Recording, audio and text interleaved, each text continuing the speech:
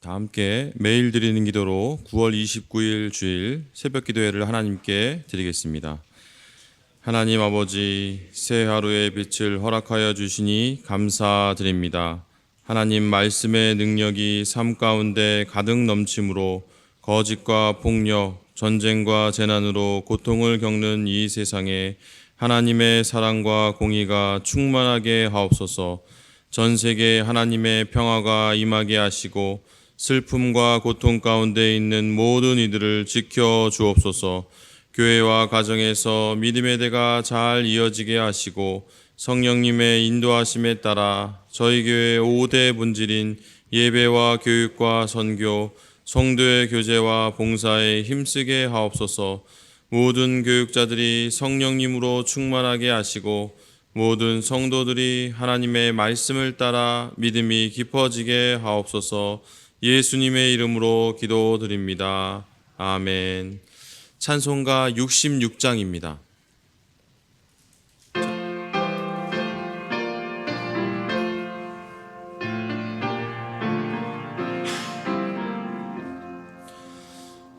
다 감사드리세 온 마음을 주께 바쳐 그 섭리 놀라워 온 세상 기뻐하네.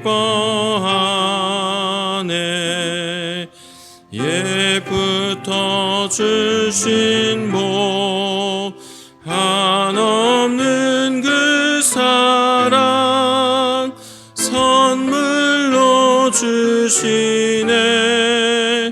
이제와 영원히 사랑의 하나님 언제나 함께 계셔 기쁨과 평화에 복 내려 주옵소서.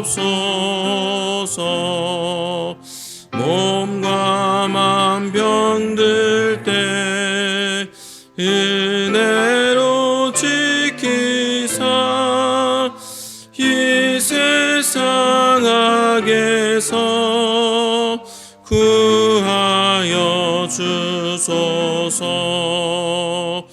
감사와 찬송을 다 주께 드리어라. 저 높은 곳에서 다스려시는 주님 영원한 하나님 다 경배하여라. 전에도 이제도 장래도 영원히 아멘.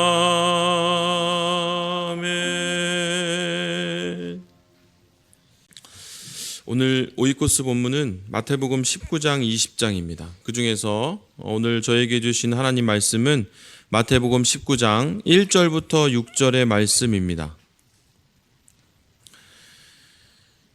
마태복음 19장 1절부터 6절까지의 말씀 우리 한 절씩 교독하시고 마지막 절은 합독하겠습니다.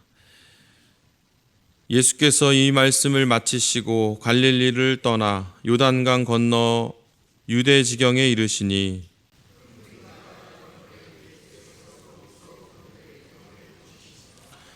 바리새인들이 예수께 나와 그를 시험하여 이르되 사람이 어떤 이유가 있으면 그 아내를 버리는 것이 옳으니까?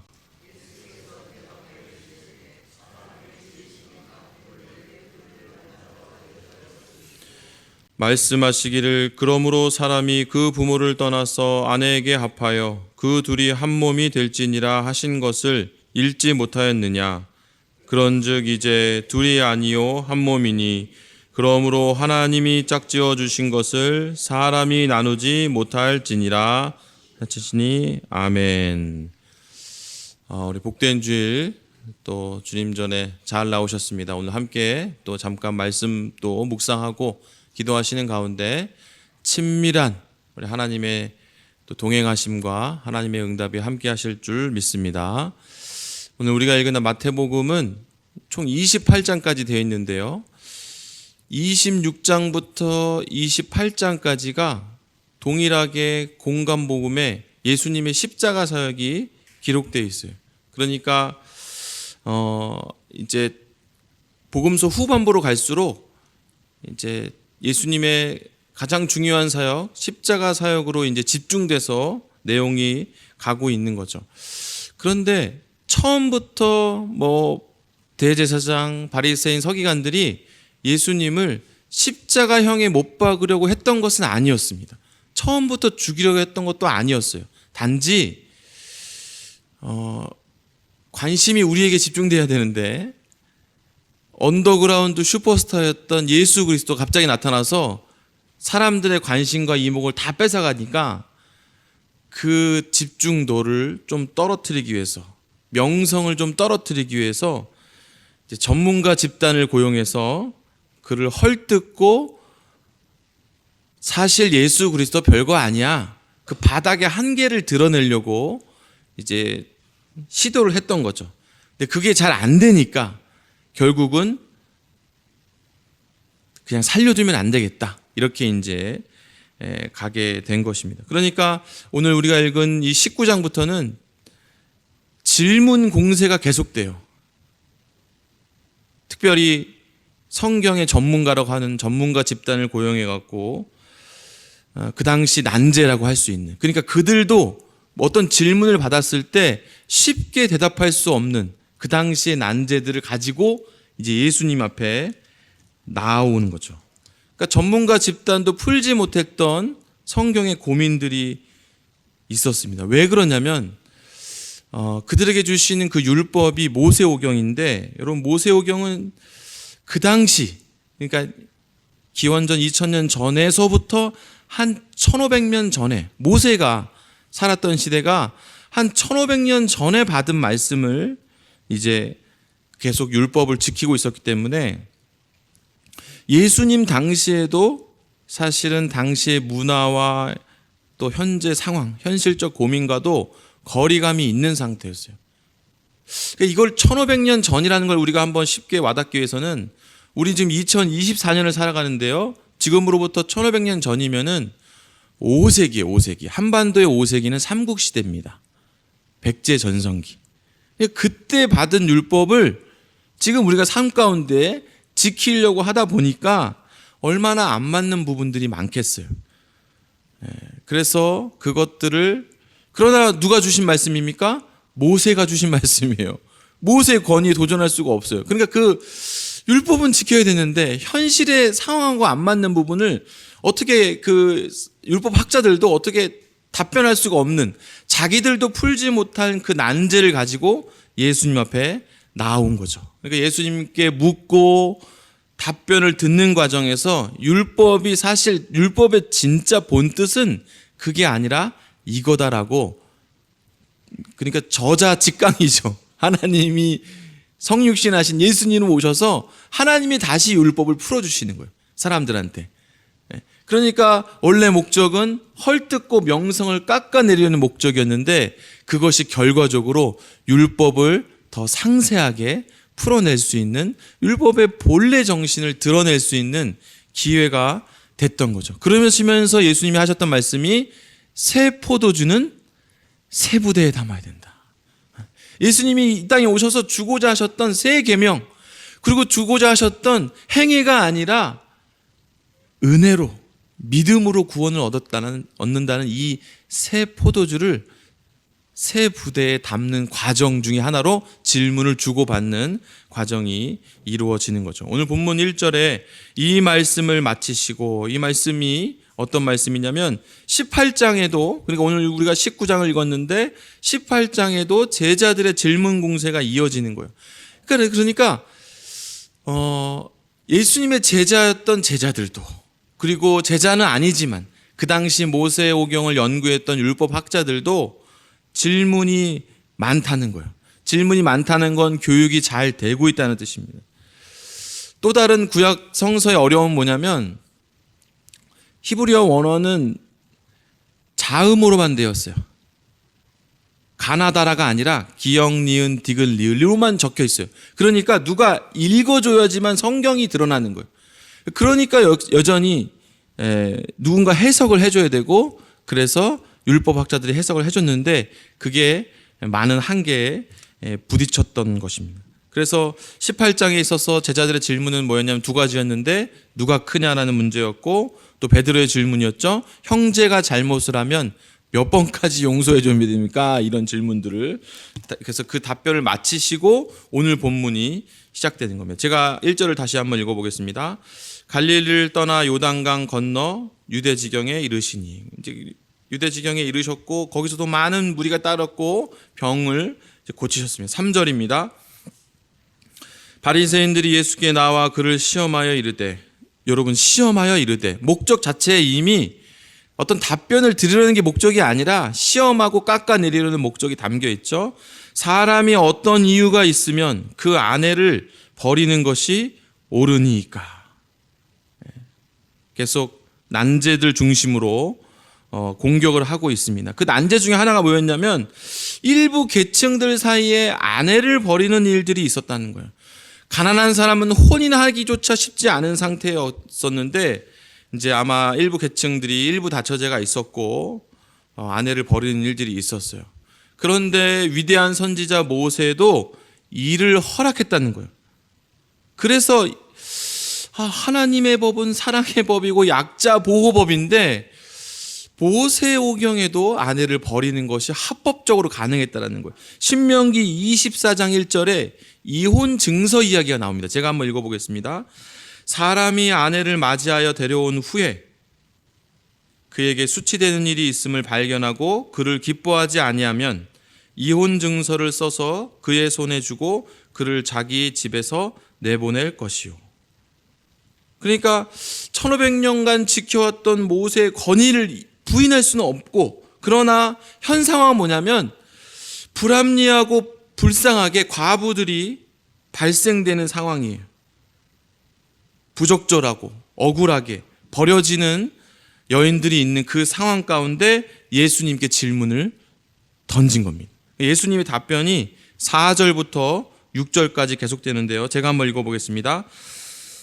예수께서 대답하여 이르시되 사람을 지으신 이가 본래 그들을 남자와 여자로 지으시고 말씀하시기를 그러므로 사람이 그 부모를 떠나서 아내에게 합하여 그 둘이 한 몸이 될지니라 하신 것을 읽지 못하였느냐. 그런즉 이제 둘이 아니요 한 몸이니 그러므로 하나님이 짝지어 주신 것을 사람이 나누지 못할지니라 하시니. 여러분 오해하시면 안 되는 게, 여러분 이 본문은 이혼이 안 된다라는 이혼 금지 본문이 아니고, 혹은 이혼이 허용된다라는 이혼 허용 본문이 아니고, 바리새인들이 예수님을 시험하기 위해서 질문 그 난제에 예수님께서 하나님의 마음으로 답변해 주시는 본문입니다. 여기서 그러니까 어떤 자기 행위의 정당성을 얻으면 안 됩니다. 하나님의 마음은 뭐냐면 하나님이 짝지어 주신 것을 사람이 나누지 못할지니라. 이것이 하나님의 마음이에요. 그러니까 옳다구나 하고 바리새인들이 공격을 합니다. 감히 모세의 권위에 도전하다니. 그러면서 7절에 이렇게 얘기를 하고 있습니다. 여짜오되 그러면 어찌하여 모세는 이혼 증서를 주어서 버리라 명하였나이까. 큰 공경에 빠지셨어요. 모세의 권위에 도전했기 때문에 이 지금 함정을 잘 피해 가셔야 돼요. 근데 예수님께서 마치 1500년 전에 모세 시대에 살으셨던 것처럼 생생하게 그 당시 상황을 빗대어서 말씀해 주시는 거죠. 8절입니다. 예수께서 이르시되 모세가 너희 마음의 완악함 때문에 아내 버림을 허락하였거니와 본래는 그렇지 아니하니라. 본래는 그렇지 아니하니라. 하나님의 본심은 그렇지 않다. 모세는 아내를 도구로 여기고 물건으로 여기고 쉽게 버리는 그 당시 풍토 가운데 그나마도 이 이혼 증서라도 없으면 홀로 되고 버려졌으나 법적으로는 지금 유부녀이기 때문에 그 당시 여인으로서 어찌할 바를 어떻게 할 수가 없는 상황이에요. 이 이혼 증서라도 없으면 새로운 시작을 할 수조차 없는 그런 상황이에요. 그래서 이혼 증서를 통해서 새로운 출발이 가능하도록 그렇게라도 했다는 거죠. 그러니까 원래라면 버리면 안 되는 건데 그 율법을 지키지 않으니까 피해자들만 늘어나고 있는 상황 가운데 모세가 이혼 증서를 써주면서 그 당시 사람들의 수준에 맞게 율법을 줬다는 거예요. 마치 그 당시에 여러분 보복법이 있었어요. 눈에는 눈, 이에는 이. 그런데 보복법을 주신 이유가 뭡니까?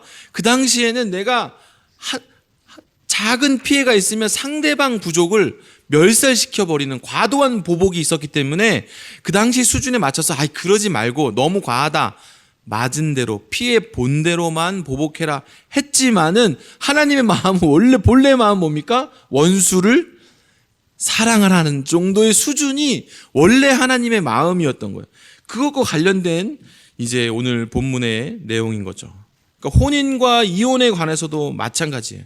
그러니까 당신은 지금처럼 위자료를 받고 재산분할권을 갖는 평등한 이혼이 아니라 아내들이 무자비하게 버려지는 그런 사회 분위기 가운데 약자인 여인을 보호하기 위해서 이혼 증서를 써줬다는 겁니다. 저 이혼이랑 관심이 없으셔서 좀 그럴 수 있는데 우리 사랑하는 영락교회 성도 여러분, 우리가 여기서 핵심이 뭐냐면 귀한 하나님 말씀을 오늘날 적용할 때도 같은 원리가 필요하다는 거예요. 말씀을 율법적으로 문자적으로 적용하기보다는 사람을 살리는 율법이냐 영혼을 살리는 율법이냐라는 관점에서 말씀의 적용이 필요한 거예요.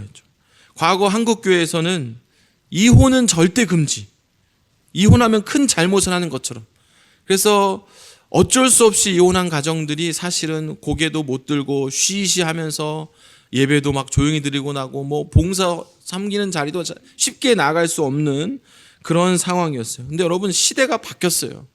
시대가 바뀌었어요. 여러분 복음은 변하지 않는 거지만 이혼하냐 이혼하지 않냐는 사실 복음에 해당되는 영역이 아닐 수도 있는 거예요. 복음의 핵심이 아닐 수 있어요. 그래서 시대에 맞게 유연한 해석이 필요한 거죠. 그래서 핵심 원리는 뭐냐면 6절이에요. 하나님이 짝지어 주신 것을 사람이 나누지 못할지니라. 근데 어제도 저희 교구 안에 결혼식이 있어서 우리 함께 축하하고 그랬습니다마는 아마 잘 살 겁니다. 왜냐하면 하나님께서 짝지어 주신 거기 때문에. 근데 문제는 뭐냐면 모든 결혼이 하나님이 짝지어 주신 결혼이 아닐 수도 있다.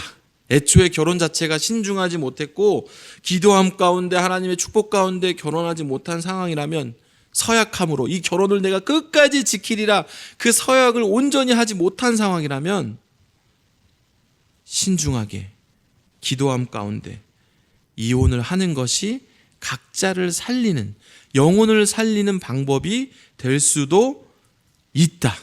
율법보다 이혼을 하면 안 된다는 율법보다 사람을 살리는 것이 더 중요하고 그것이 하나님의 마음이기 때문입니다. 바울은 이렇게 권면하고 있습니다. 로마서 13장 8절입니다. 피차 사랑의 빚 외에는 아무에게도 아무 빚도 지지 말라. 남을 사랑하는 자는 율법을 다 이루었느니라. 남을 사랑하는 것이 율법을 다 이루는 비결이라는 거예요.